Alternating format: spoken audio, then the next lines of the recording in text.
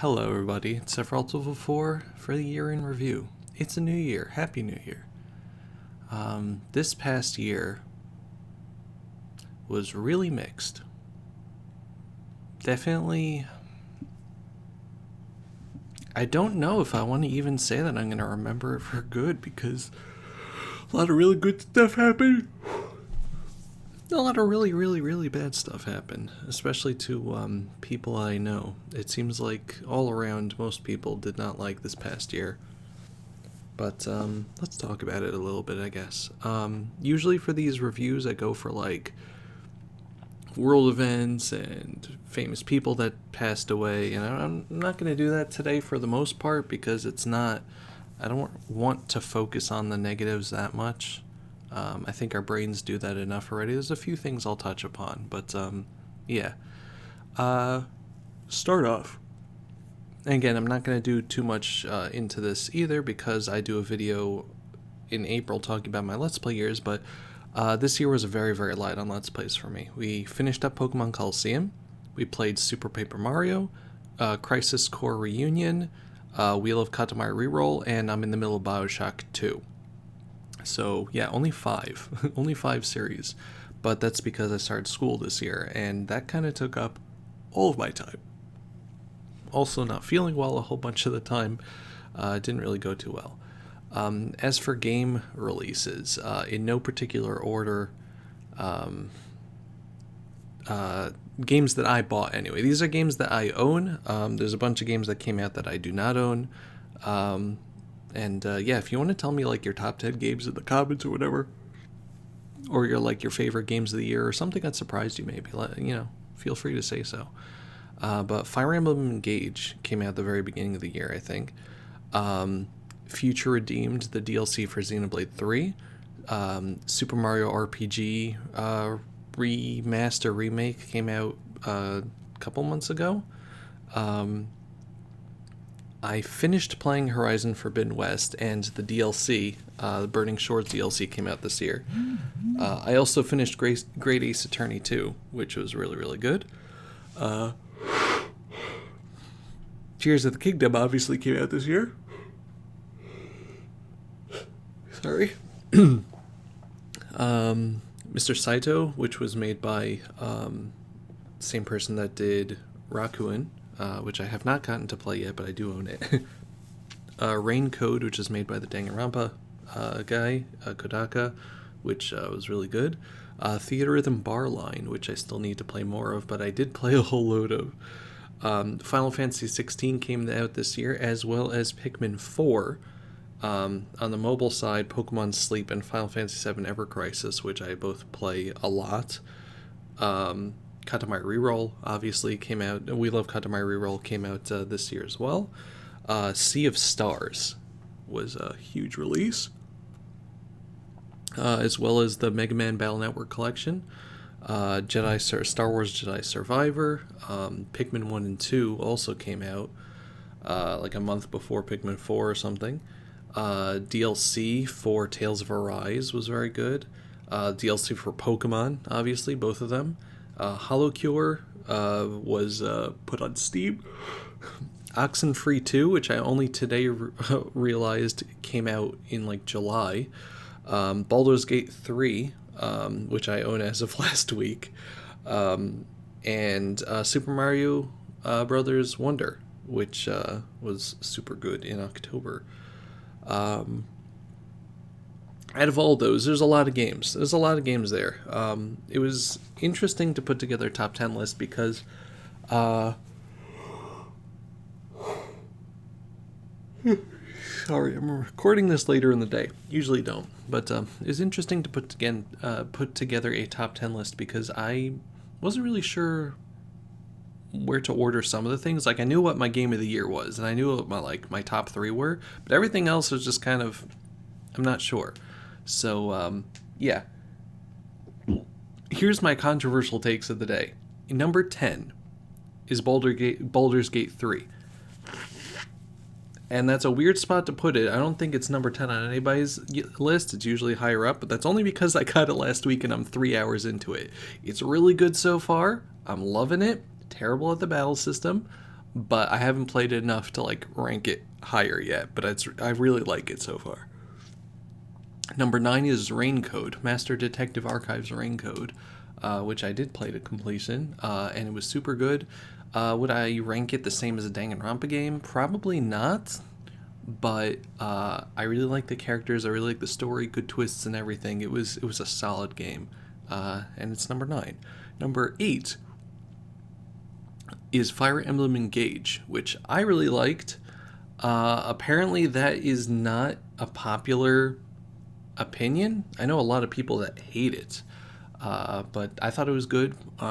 My brother played through it, and he's not really like a tactics guy. He played through Three Houses, and then he played through Engage, and he liked Engaged also. But it's just a lot of fun characters in it. Very anime-y type storyline. Sorry. But yeah, I thought it was solid. I thought it was very solid. Number 7. Number 7 is Theatrhythm Final Fantasy Barline, which is just, I think it's probably the best of the Theatrhythm games, despite the fact that it doesn't have the touchscreen, which I really liked using. I thought that was good and easy to do as opposed to a controller, but aside from that, it's just really well made, and I really don't have that many complaints with it. I love it. It's very good. Number 6 is the Super Mario RPG remake. That game is pretty much perfect in every way. The only reason why it's not ranked higher is because it's a remake of an old game. But like it's perfect in my opinion. I love Super Mario RPG. I love everything about it, and I think that the quality of life improvements, aside from changing some of the silly character names, I guess, I don't know. I don't really have any complaints with the new game. They added things, and they gave it a post game and super bosses, and more super bosses, I should say. They just really did a good job with it, so I can't complain with it. But I want to put games that are new above it, but I don't want to put it lower because it's still really, really good. And there's enough new content in it to justify putting it on a top 10 list for the year. Number 5 is Pikmin 4.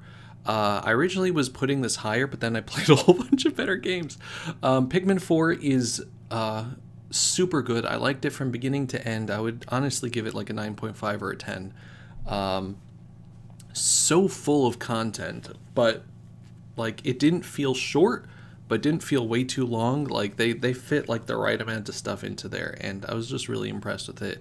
And it just plays well. There's a lot of fun game modes, and the Dandori battles are a really nice challenge, and just all around fantastic. And it's got side modes and things. It's really good. Honestly deserves to be in the top 5, which it is. Number 4, I cheated. Excuse me. Number 4 is DLC. Specifically Future Redeemed and the Pokemon DLC, Scarlet and Violet. More Future Redeemed than the Pokemon DLC, but I really like the Pokemon DLC. I think that the Indigo Disc was very, very good, and the Teal Mask was good as well. I think it's just very great together, and as a whole, as part of the Pokemon Scarlet and Violet experience, it's fantastic. And there's going to be an epilogue next year, so they're making 3 separate post-game chunks to the game, and that's really cool. I like that. So yeah, that's there. But Future Redeemed is amazing. I still think, and I said this when I beat it initially, and I still think it now. I still think that Torna the Golden Country is better as DLC goes. It's Torna, Future Redeemed, and then Future Connected. However, it's really good. I love the characters. I love the plot. I love like almost everything about it. I completed it, and together with Future Redeemed, I think that Xenoblade 3 is better than regular Xenoblade 2. But Xenoblade 2 plus Torna is definitely better than Xenoblade 3 plus Future Redeemed, which again, I think people like Xenoblade 3 more, but there's just something about Xenoblade 2 that just clicks for me. And again, I love everything about that, but Future Redeemed is amazing, and I'm really, really sad that it's over. But it was just really nice to play. Number 3, Tears of the Kingdom. Tears of the Kingdom, I also completed. Fantastic. I'm using the same words over and over. It's fantastic. The environments are great. The new powers are so fun to use. The story is fun. The characters are great. I just love, Rauru and, Sonia and, what's her name? Got the, Mineru, and Pura and everybody else.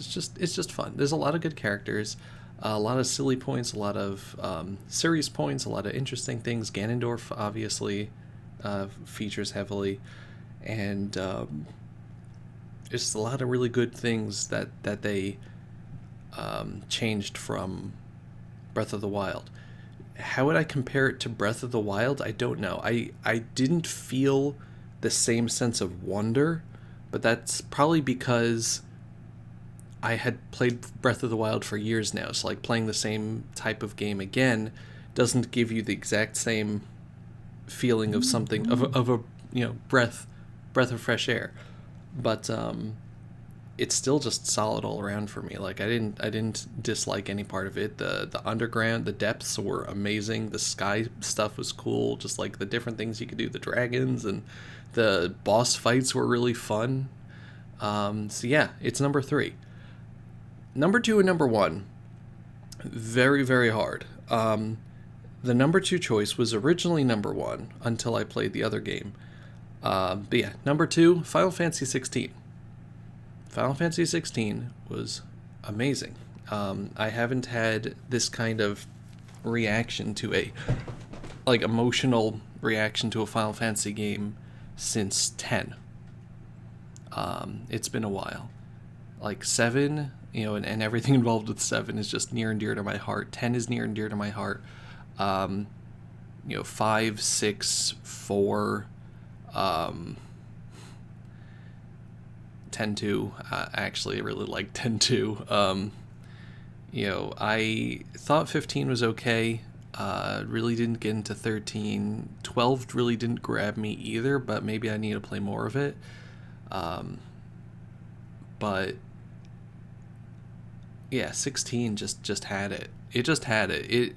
It's the characters and the story and how the game looked and the action and the boss fights and the over-the-top boss fights and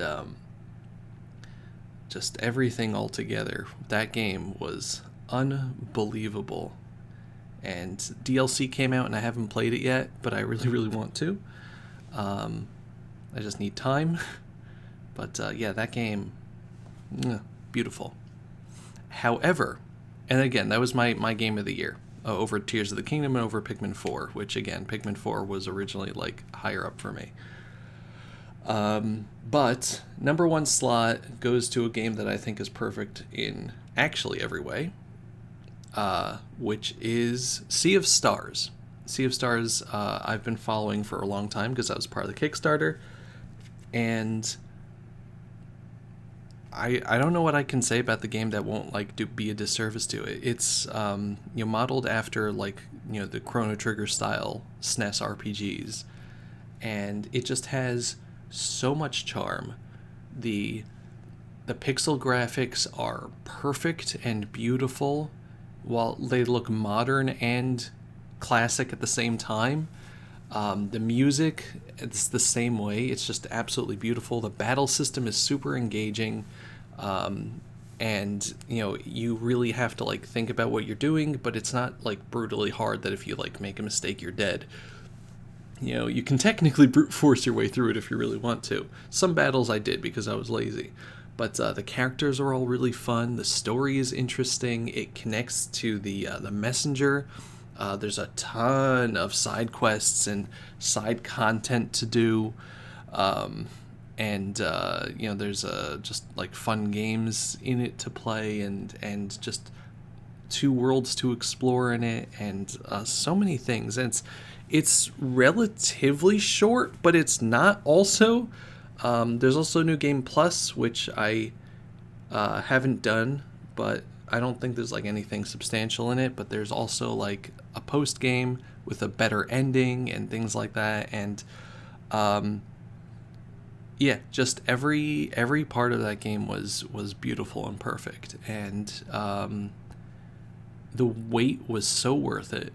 And just watching the game come together, and getting to play it, and just be in the world that they created out of this passion project that they had was beautiful. And yeah, definitely my game of the year. But there's a lot of good contenders, But if you haven't played Sea of Stars and you liked Chrono Trigger, or like any of the SNES type RPGs, or Mario and Luigi for that matter, like Mario RPG, like things like that, it's really good. It's just beautiful. It's so fun, so many good characters, so many interesting, diverse locations, and just the art and music and setting and ambiance and dynamic lighting. It's all perfect. It's actually perfect. But yeah, that's my top 10 games. For the other part of the video now, I guess, just going to talk about various life events this year. Excuse me. It started off the year well. We had MagFest at the beginning of the year, as always, or not as always. During the pandemic, it was not as always, but as usual, I guess. And I would say it's probably the best MagFest I had. I just got to spend quality time with a lot of people that I haven't been able to before, and I'm still riding the high in some ways of the interactions I had with people, and I'm looking forward to MagFest in a couple weeks. I also had my last official scan for oncology, which was unbelievable. I finished up my project for Pro John John streams of the Real Bionian video like montages for his Xenoblade 1 streams. It was very fun. It was a lot of work. I was part of another fanzine, the Colosseum or whatever, the Coliseum zine. I made a piece of art for Malmakes in that. Over the course of the year, I completed over 50 commissions for Patreon, which is pretty awesome. I guess a really big thing is that I graduated. You can see the diploma right there. I graduated from college. I got my undergrad degree, finally, after 10 years. After 10 years of putting my life on hold, I was finally able to do that. And as a result, I entered grad school, and I started my master's degree, which in clinical mental health counseling, which has been going. It's been keeping me very busy, but it's going well so far. And a year ago, I never would have even dreamed that I'd be here right now. 6 months ago, I didn't dream I would be here right now, honestly. It's just, it's unbelievable. It's really unbelievable. After MagFest and before, like, graduating, I was really, really hitting a low. And I've been trying to build up myself through just holding on to some of these more tangible accomplishments and not landmarks. Wow, can't find the word. But points that I've reached in life. And, having like the last scan is a nice point to hold on to, but it's the absence of torture, basically. So it's not as comforting as something positive and additive, like having a diploma.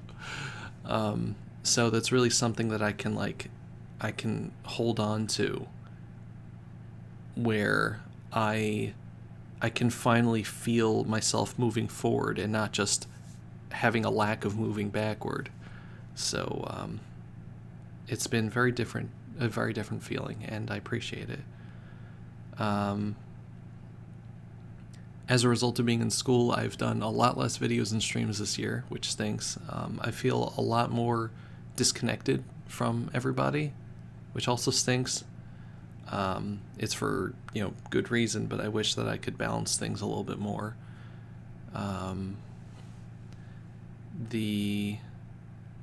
My sister got married, which is really nice. I've been having a lot more back trouble, and we're still dealing with that, but that's an ongoing thing.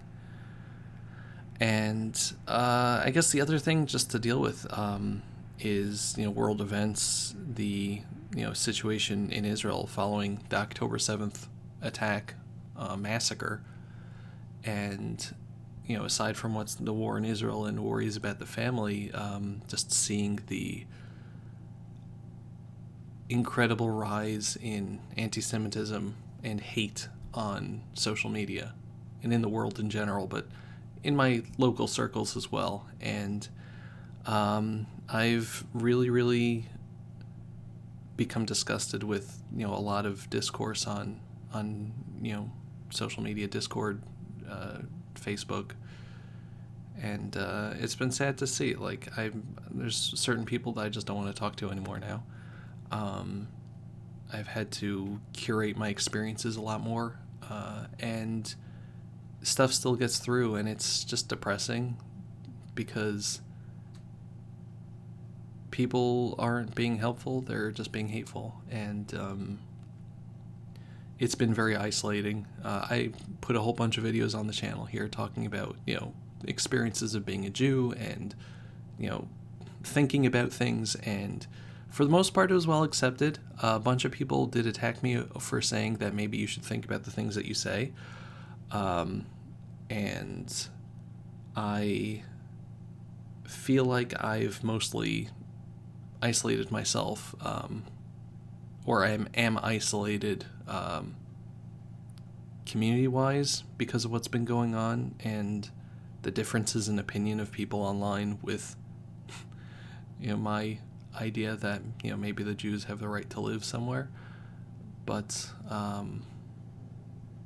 we're not getting into politics right now, I guess, but it's been really depressing to feel like I haven't really been wanted, or that I am at best tolerated around here. So I've been thinking about like alternatives, what I can do, and there really aren't any, except for like sticking only to Discord. But I have people that I only know on Twitter, that I only interact with on Twitter. I have people that I only interact with on stream or YouTube. So to cut myself off from those would be to cut myself off from those people, and they didn't do anything wrong necessarily. If the environment is just toxic, so I have to really decide where I want to be with that. But it is a toxic environment, and I think it has still been getting worse, even if people are, for the most part, moving on to whatever the next thing of the day is, now that they've felt that they've done enough activism. But some of the takes I'm seeing are wild now, just on world events in general. But again, let's not get into that. But yeah, so yeah, I haven't been enjoying myself on the internet here, and as I do like schoolwork and learn about like therapy and counseling and stuff, it just like becomes a wider gap in seeing what normal is, and what empathy is, how people should be compassionate to each other, and just seeing how disgustingly stripped down that is online in favor of performative activism and rage baiting.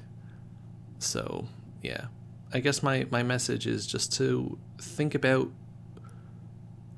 the things that you share, as always, because a lot of the times when someone is being angry and they're saying something angrily, it's because they're trying to evoke an emotion in you. I mean, that's the point, but it's not always because they want you to sympathize with what's going on or empathize with what's going on. It's because they're trying to manipulate you. So just, yeah, you're not above propaganda. You're not immune to propaganda. And I've seen that more and more, just people making themselves susceptible to hate and anger because they don't want to believe that something could be nuanced or good. And not just talking about what's going on in Israel, but everywhere. Anything. Just remember to be good to each other. But yeah, we're in a new year now. Although for us Jews, it's been New Year for 3 months already. But we're in a new year now. And something I'll keep saying, and I'll say it again and again and again. I think I said in the weekly update yesterday. January 1st is just a date. It's a date that we use as an excuse to make resolutions, to start over, to do things in our lives, to make things better. But it's just a date. If you miss January 1st, that's not it for the rest of the year. You haven't ruined the year. Because any day that you decide things have to change now and I'm going to make a difference in my life is your new year. Any day of the year from January 1st to December 31st can be your personal new year. It is never too late to start. It's never too late to make a difference in yourself in some way, shape, or form. And it's never too late to start believing in yourself. And if that day is January 1st, then that day is January 1st. If that day is January 2nd, 3rd, 4th, etc., then it's those days. But it's never too late to start. And every day can be your personal new year. And I hope that this year brings us many good things. Again, there was an amazing amount of sadness and hate and violence and depression amongst the world and the people that I know. And, every year, every day is a chance for something new. And we just have to make it happen. And I believe in you. You made it through last year, you made it through the year before that, and you made it through every single crappy year preceding it. And I know you can make it through this year. And I know that you can do what you need to make it a good year for you and for the people around you, with kindness and love and compassion. And I look forward to hearing and seeing good things from you and sharing good things from myself as well. Thank you very much for watching. This has been Several Told 4 with the yearly update. Goodbye, everybody. Bye-bye.